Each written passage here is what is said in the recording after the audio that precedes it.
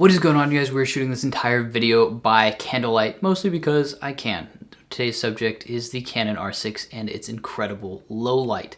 And I just released another video on the low light capabilities, handheld, and most of it was taking photos of bridges and stuff. And, you know, it's all good and well taking photos of buildings and things because your eyes can see a little bit more variance and they're a little bit more rough, but how do they do in low light handheld with human faces and subjects?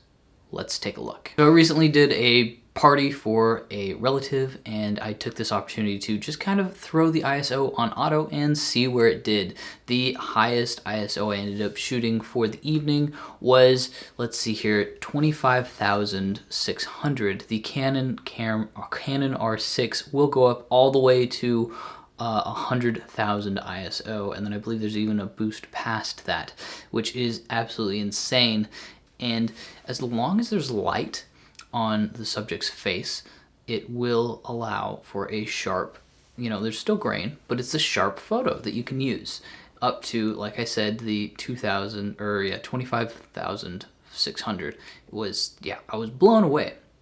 Because usually you don't push it past, like, you know, 1,600, you know, 6,400 is really pushing it, but he took it even past that and it did perfectly fine.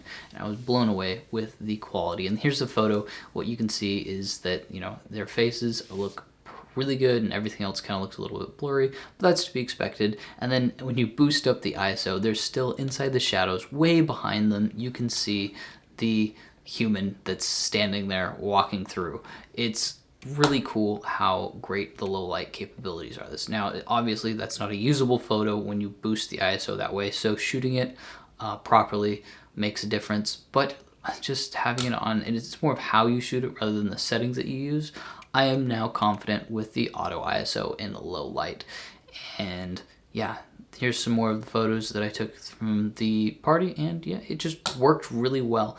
I am super excited about the low light capabilities in the future, and I am totally confident throwing the Canon R6 onto just ISO and not worrying about it, because as long as I'm taking the photos correctly, the camera's ISO and its ability to take these low light photos is definitely there.